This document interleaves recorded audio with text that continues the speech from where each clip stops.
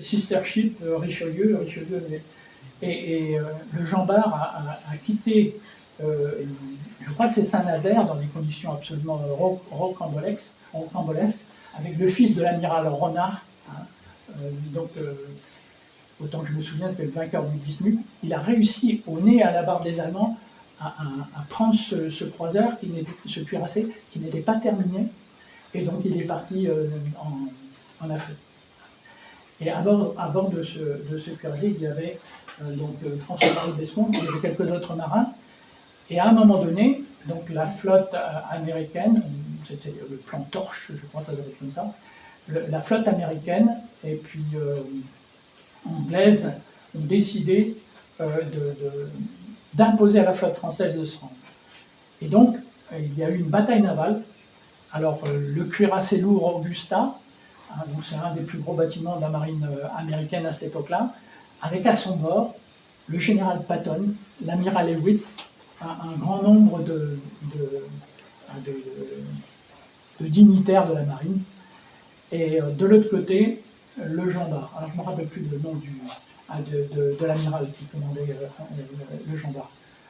Toujours est-il que les 380 du Jean Bart ont étrillé un petit peu la marine anglo-américaine, à tel point qu'il y a un obus qui est tombé peut-être à 2 mètres de l'étrave de l'Augusta. Il y a une germe immense qui s'est levée, et Patton, l'amiral Hewitt, ont été complètement inondés avec toute la passerelle. Et à bord, il y avait François-Marie Besson. Alors pourquoi je dis ça? C'est un petit peu un pied de nez à l'histoire. Imaginez 2 mètres plus loin, l'Augusta n'était plus, Patton n'était plus. Le génie, finalement, du débarquement de Normandie, également de la libération de la Bretagne, n'aurait pas été. Qu'est-ce qui serait devenu?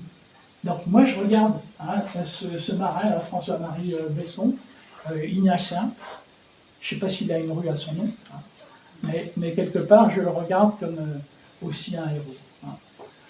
Donc lui, il est mort parce que quand on envoie un gros pruneau d'un côté, il faut s'attendre à ce que de l'autre côté, on vous balance aussi quelque chose.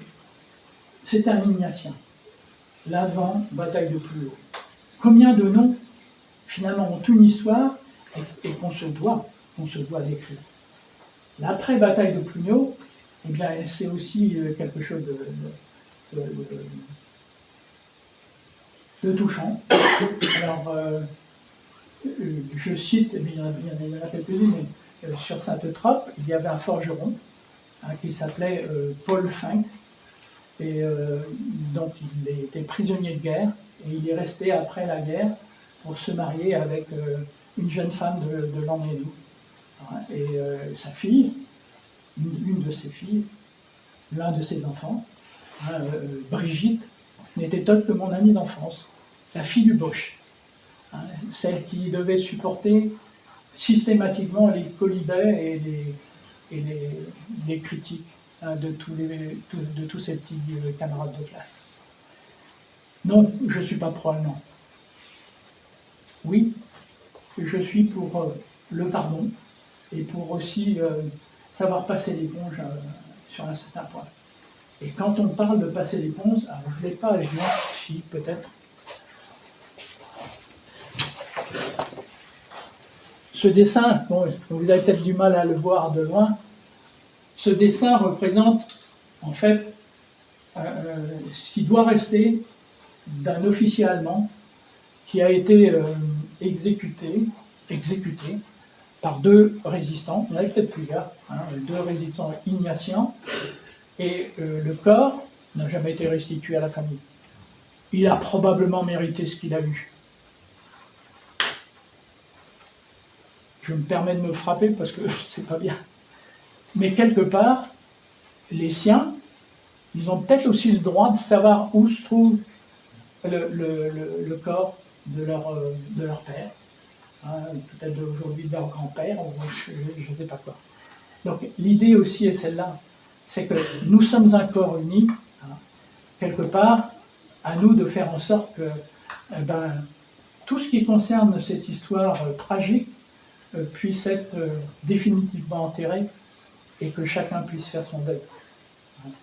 Donc j'essaie d'y contribuer. Alors, il va y avoir des Américains qui vont arriver à Plougnot. Ils ne connaissaient pas du tout l'histoire pratiquement de ces 3 soldats-là. Hein. Ils ont été surpris de découvrir finalement qu'ils avaient un oncle, un grand-oncle, qui avait combattu pour la liberté, pour notre liberté, ici. Et puis petit à petit, ils se sont fait l'idée, c'était quand même intéressant de découvrir qui avait les lettres, qui a gardé les souvenirs de guerre de ces soldats. Et aujourd'hui, après-demain, après-demain, ils seront là. Ils ont fait un gros effort financier, je suis sûr qu'ils ont fait un gros effort financier, pour venir, comme le disait Jodorowsky, sur les traces des pas des leurs. Et ça va être un réel plaisir de pouvoir les faire se rencontrer, parce que version numéro 1, dans le char numéro 1, c'était un tel, dans le char numéro 2, c'était Hamden, dans le char numéro 3, c'était Hansley, dans le char du numéro 4, c'était Stewart. Et comme par hasard, une autre version, créditée par un temps le colonel Hansley, par un de ses amis, Carl White, dit ils étaient tous les 3 ensemble dans le même char. Ils ont été tués ensemble. Ils ont brûlé ensemble dans le même char. Et des documents, alors bon, est-ce que je l'ai? J'aurais voulu vous le montrer parce que vraiment c'est un vieux truc. Il y a un document, une lettre qui vient dire, encore pour rajouter à l'enfer, dire, comme Marie-Thérèse citait tout à l'heure les 3 jeunes dans la voiture, qui vient dire, eh bien, on a récupéré les corps de ces soldats brûlés, ils étaient grands comme des poupées. Tragique. Hein.